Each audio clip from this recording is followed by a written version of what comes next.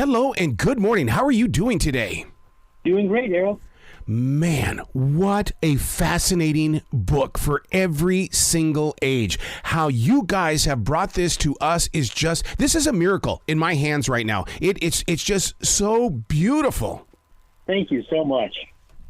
You got to tell me what went into it and how the idea basically, originated. Because, I mean, there's so many things here that as passerbyers of the everyday world, we walk by so much. But yet this book gives us the opportunity to stop and stare. Yeah, I wanted to share with audiences all the different ways that a camera can extend our own vision. So that can mean things like magnifying microscopic objects, but it can also mean stopping time and letting us see motion that's too fast for us to perceive, or light that illuminates details that we would miss, or even simple ways of focusing our attention on a scene in a way that illuminates the subject and allows us to appreciate things that we would miss at first glance. The colors. I mean, I thought I knew the regular colors of life until you open up this book and you realize there are so many colors that just make your imagination pop. Absolutely. I think the cover is a great example of that. Yep. It looks like an abstract painting, red and blue colors, and then you realize, actually, this is a real photograph of amino acid crystals taken under polarized light. And so there's so many images like that blow my mind.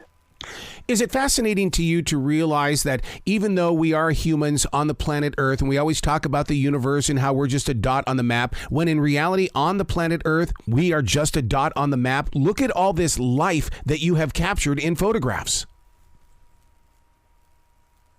Yeah, I think that's the main takeaway I want readers to have, is that there are so many hidden mysteries all around us. Yes, these subjects themselves are interesting, but just imagine this is just scratching the surface of all of that hidden wonder and hidden beauty in the world. A book like this, I mean, it's got to be placed in schools. It's got to be placed in homes. I mean, when you've got something like this that is a work of art, and you introduce something I've never heard of before, a scientist photographer. I've never heard of that before. I mean, you're bringing something forward so that young readers can go, I want to be that. I want to do that job.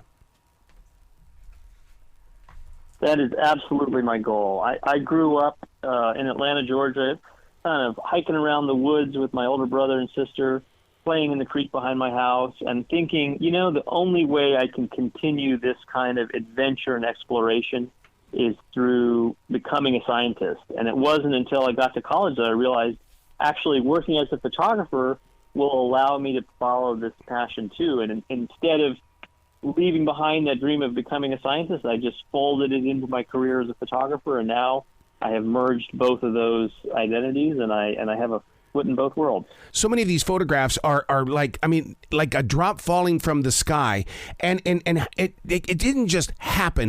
Did you have to take several different photographs or make several different attempts? Because there's such a work of art when it comes to just liquid in flight.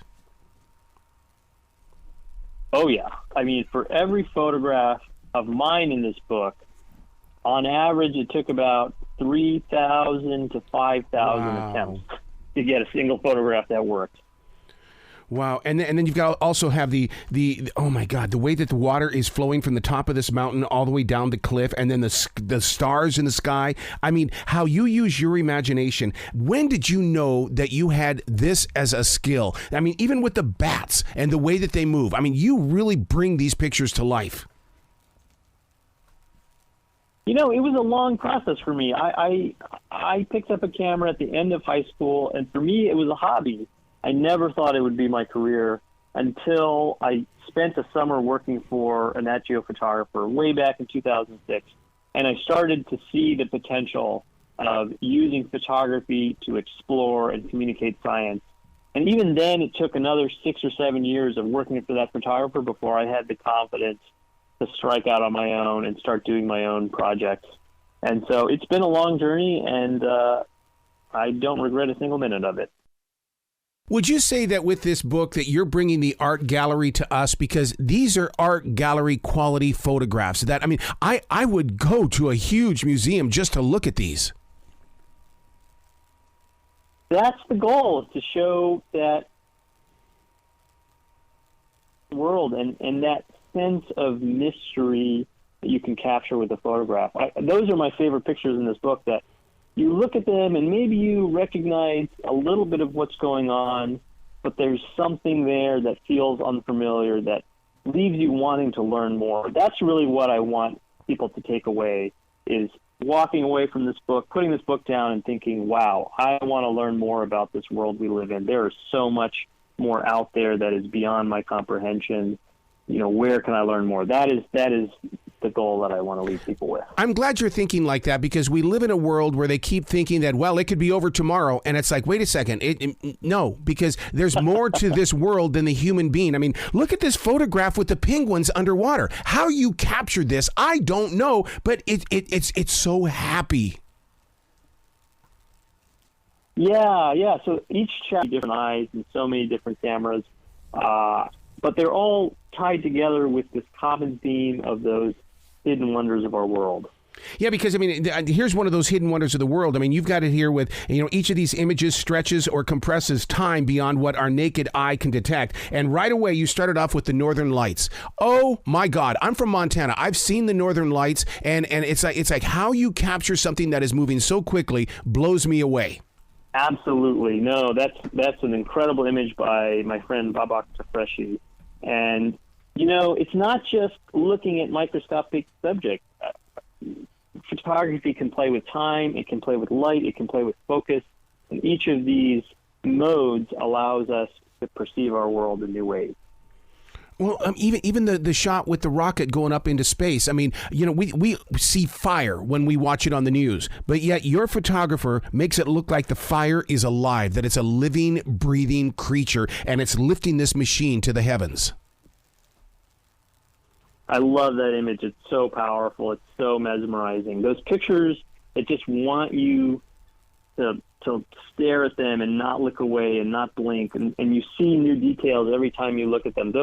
That is the definition of a successful photograph, when you can't look away and Yep. you see new details every time you look at it again.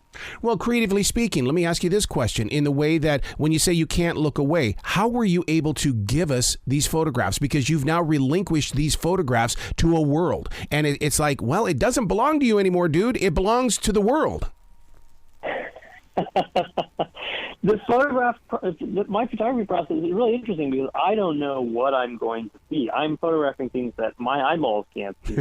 So it's not like I can imagine them ahead of time. It's not like I'm stumbling on them in the forest and saying, oh, I want to capture this scene and share what I'm experiencing. These are things that I can't see ahead of time. And so I'm stumbling around almost as if I'm a blind person, probing with a camera, using a camera as a tool for exploration, and essentially discovering things alongside the audience. And so it makes it very challenging to photograph things that I couldn't see originally, but it also makes it so fun and so rewarding to see an image pop up on the back of the camera and say, wow, I had no idea this creature had a rainbow hidden in its body. I had no idea that this bee has hairy eyeballs. I had no idea that this hummingbird has shimmering feathers that overlap just like fish scales. And so that is what's so fun about my process. I am so glad that you've given yourself permission to be that scientific photographer, sir, because you're showing the world something that we, like you said, that we are passing by. You've got to come back to this show anytime in the future. I would love to. Thank you so much. Excellent. Well, you be brilliant today, okay? You too.